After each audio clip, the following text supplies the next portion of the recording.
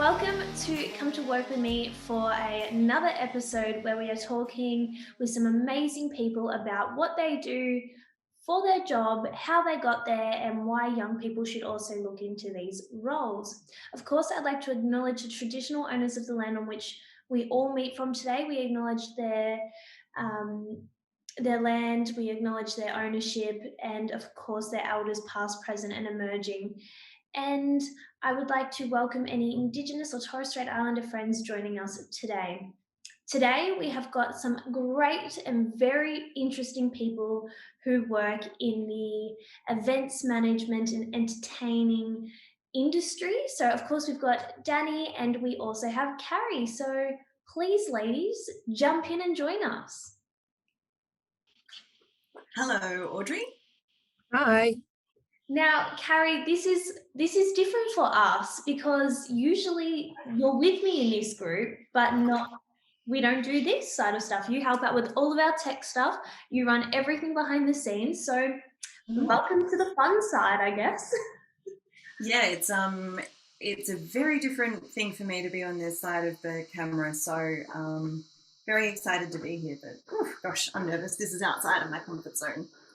I think being pushed outside of the comfort zone is always a good thing. Danny, let's start with you. Tell us a bit about yourself and what your role is. Sure. Thanks for having me. I'm really excited to be here today. So my name's Danielle. I am currently the events coordinator at Melbourne Business School. So working in events for higher education within the higher education industry, and mostly doing corporate events and webinars right now. Yeah, absolutely. And how did you get to this role? Did you study events management? Did you do a uni or a TAFE course? Did you just sort of follow your feet and end up in the role by accident? Yeah, a bit of both. I did go and study a degree in business marketing and events management, but I kind of fell into that degree. When I initially started studying, I was doing journalism, and events wasn't a degree yet. But as I kind of started studying and looking at what I really wanted to do, when that degree did pop up, I kind of went, no, that's what I want to do. I want to run events. And I switched into events management, and it was the best thing I ever did. I love it. Carrie, you've got a bit of a different story though, because from memory, I think you didn't get a degree in events management or anything like that. No, so I don't have any formal qualifications in event management. I work as a producer in live entertainment and specifically comedy and that sort of thing these days. So I actually ended up going to a performing arts high school when I was at school in Sydney. And I was very lucky because they had a very strong technical production program that they ran with students who were interested in that sort of thing. So I was really lucky getting a lot of good mentoring and basic groundings in a lot of like stage management, lighting, audio understanding, which I guess was sort of formal, but it wasn't a qualification. And then I went to university and I did an arts degree because it was interesting and I enjoyed it. And then while I was at university, I ended up doing more theatre production and other comedy work. And at some point during university, I deferred for a semester to go on a national tour that I'd been asked to do as a stage manager, which was really exciting. So it's sort of like event management for me has just sort of followed me around. It's I'm good at organising creative people. And yes, you are. Absolutely. And I really like the creativity and the ideas of the productions and the events that I work on. I think that's the key for me to enjoy the work is I want to be interested and enjoy the actual product that I'm working on. And I know you've worked on some amazing different projects, and we'll touch on that a bit later.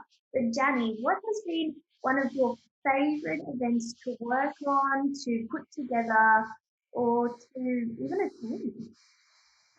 Well, one of my favorites to put together actually we did earlier this year as part of Melbourne Knowledge Week, we run a board simulation. So being a business school, we really wanted to kind of showcase what it would be like to be, on a board of a business. And so just my manager and I, it's just the two of us, and we put together 4 different simulations of a board and threw in like scenarios and plot twists, and we just had people and guests come in and have to just sort of be actors and go with the flow, and we broadcasted one of them live and had an online audience kind of participate in it, and it was really fun. No, awesome. So your day to day, you go into work or work from home depending on what you're doing, I guess, where you live. And so do you start by saying, okay, we have to, then X, Y, and Z over the next month, let's start planning and let's book the this, let's do that. What does your day-to-day look like? So for us, we definitely have set events we need to run. So we call them our flagship events. So ones that the school's known for, and it's really important that we run each year. But then we also reach out and look for other opportunities. So within a day, I could be working on different stages of an event all at once. So I might be 2 weeks out of one event, but 6 weeks out from another. So it's balancing between launching and communications, but then planning and getting the technical ready and all the run through. So it's really kind of balancing a lot of things at once, but that's kind of the fun of it. I'm sure Kay will agree, is that sort of juggling act is a really fun part of our job. Carrie, how do you do it? How do you balance everything? I'm aware that this is an audience of young people, so I don't want to be too cynical or too explicit. I think the sustainable way of doing it is recognizing good people to work with and good people who support what it is and appreciate what your job is. Because I think it is a lot of work, and you do pour so much of your own energy and emotion and passion and sometimes money into organising the events. And the best advice I've got from a colleague, and it was in recent times, was the person who's putting in the most effort and passion to a project shouldn't walk away with the worst experience. And I think that's there is so much up and down in events work, because it's an emotional roller coaster. Like there's periods of like absolute boredom and dullness of like filing through paperwork and receipts, but then you get those really cool like adrenaline fun evenings or days when you're watching all of the stuff that you've planned for come into place. And so in goal that you do, you've always got your ups and downs. You've got the downs being, as you said, the paperwork, the planning, even to an extent, sometimes that can get boring, budgets and all the statistics and numbers that go with events management. And then you got the fun days where you actually get to participate in something that you've created and see it all come to life. I love events management. I think it is an amazing industry. And I know when I was at high school in year 11 and 12, or as early as year 10, you could do a certificate, the TAFE course, certificate 3 and 4 in events management. So by the time you get to the end of year 11 or the end of year 12, you've already got a certificate in it. You can go straight out and get a job. But even without that, you don't need a certificate to get into an events management role. It's a very, very cool industry. I think you've probably got a bit of experience with that as well, because I think a lot of people who work in events, it's a very transferable skill set. Like every other industry will have events or need a particular type of organisation or project that fits into the sort of work that Danny and I do. And so I found with what I was interested in, that draws me to different projects which can be across industries. So I've worked in government, I've worked in live entertainment and touring, I've worked in Australia and the UK. Like I've worked in a bunch of different things, and it's the same skill set. But in a way, it's quite good because it allows you to follow the interests that you have outside of whatever it is the actual job is, whatever. Every industry that you can possibly think of needs an events coordinator or someone working in events. Music, events. Film, events. Mhm. The government, events. Schools, events. Even to a point where you've got, car salesmen who, car dealerships, they have events too. Yeah. Every industry that you can think of has a different aspect of the role, I guess you could say. Yeah, And 100%. Danny, what would be some advice you'd give to students nowadays who are thinking, oh, I might get into it, I might not? I just say get into it anyways, even if it's not necessarily what you want to do for your job. It's fun, and like we've said, the transferable skills that come out of it. It could. Sorry, I've got a rubbish truck decided to come past, but it could be just volunteering at a festival, or it could be doing box office or seat placing at weddings or in a theatre. Like anything that you could just do on your spare time not only gets you out there in the community and seeing shows and exposing yourself, but you will learn skills and you'll meet people, and you might end up going and becoming a lawyer, but it's still that personal skills you learn doing these little events on the side that you can move into that. I think events management really helps to bring people out of their shells, build up that confidence of having to talk to people, having to do skills that they've never done before. So it's good to then take away, as you said, to your next role. Yeah, and I just think like retail, you can have your after school retail job, which then has, cash in hand and handling, which you can go and move maybe, when you're over 18 into a bar, and that turns into a festival gig that turns into, it's just completely, So, intertwined. No employer anywhere is ever going to be upset by finding someone who knows how to coordinate a bunch of people and speak to them in a way that makes sure things happen effectively and smoothly. No employer is ever going to be upset about someone who knows how to budget things out and define the scope of a project. Like those are all skills that complement so many different roles in so many different industries. So even if it's something that you can end up in an events management role in an industry that isn't a great fit for you, but that doesn't mean that you're bad at events management or that it's not necessarily your thing. You can sort of skip around and try a whole bunch of stuff. Right. And while you're young, that's the perfect time to do it, because cost of failure, cost of experimenting and finding out new things, perfect time to do it. I think you're allowed to do that when you're young. Bounced around from job to job, industry to industry, until I found the job I'm in now. But I know for a fact that I did some events management just for the sake of it. And it was with our local freezer committee. So it's all, government funding. We had to write grants to receive funding. We had to put on events. It was amazing. We did a lot of community work. But even as, a 14, 15-year-old, it's still an amazing experience. Even though you are volunteering your time, it could potentially lead to a career, or it could potentially just lead to having a lot of fun. Making friends, there's nothing more bonding than standing and handing out tickets with someone for 5 hours and just chatting, and you can make great friends out of that. And if you think you might be into events, or maybe you want to be a doctor, like events is the best way to go and check out any field and see what it's like. Like you mentioned, every industry has events, so industry has an open day that someone has put on for you. Yeah, volunteer, get out there. If you end up in events, fantastic. If you don't, at least you've got those skills that you can move into whatever industry.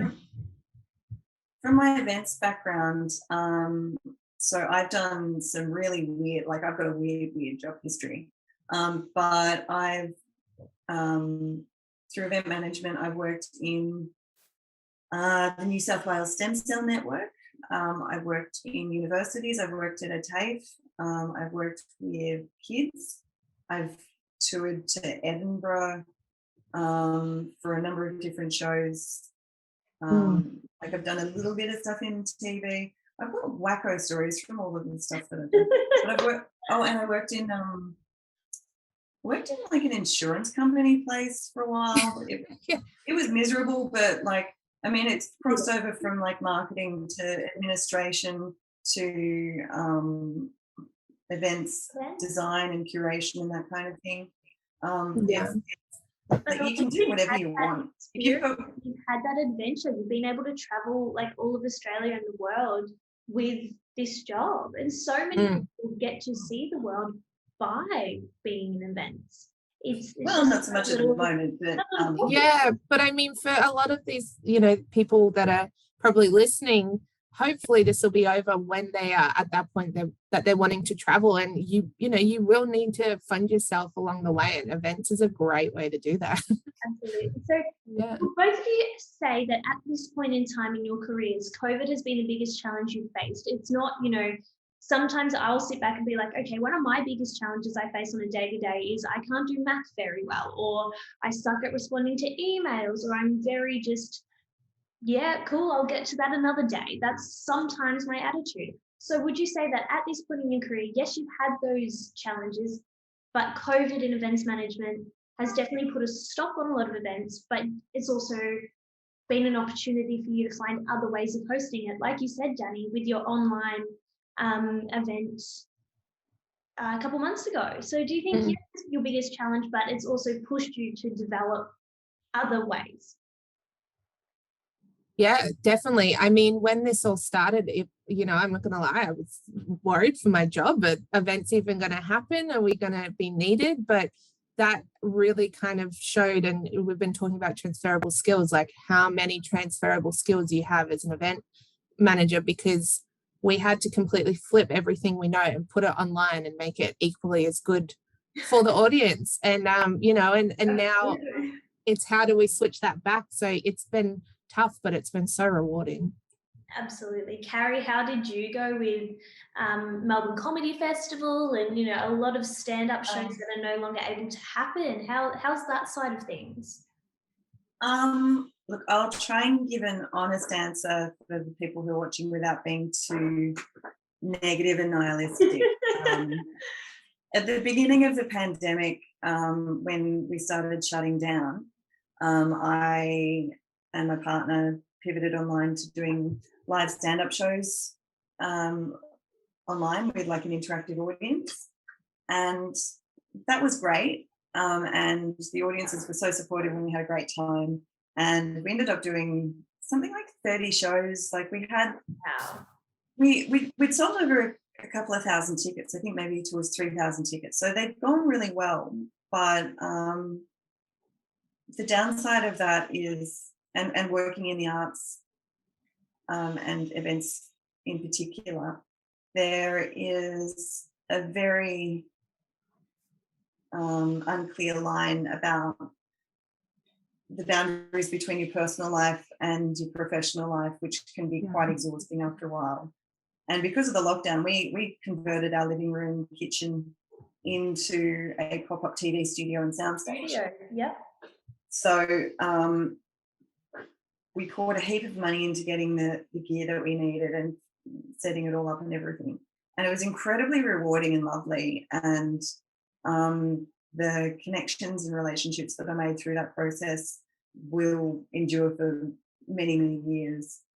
But at the same time, like it's a really scary way of trying to earn a living. Because I own my own business, I'm not getting a wage from anyone. So the number of times that we've had to cancel or reschedule live events has been both heartbreaking. You can do it once or twice, but after like 5 or 6 times, it becomes emotionally draining and financially very risky as well.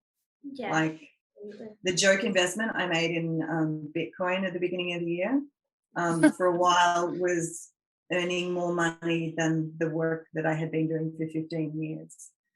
Yeah. So I think there is, because everything's so new, you really do have a chance to to try new things and take risks, creative risks, and that's really rewarding. But I do worry about how easy it will be to restart again, because the level of work and with the level of income is not sustainable for the moment. So, I mean, for me, I really hope there's some government assistance that kicks in for the entertainment industry. Good factoid for people watching: the arts and entertainment industry contributes something like $111 billion to the Australian economy each year. So it's not an insubstantial industry.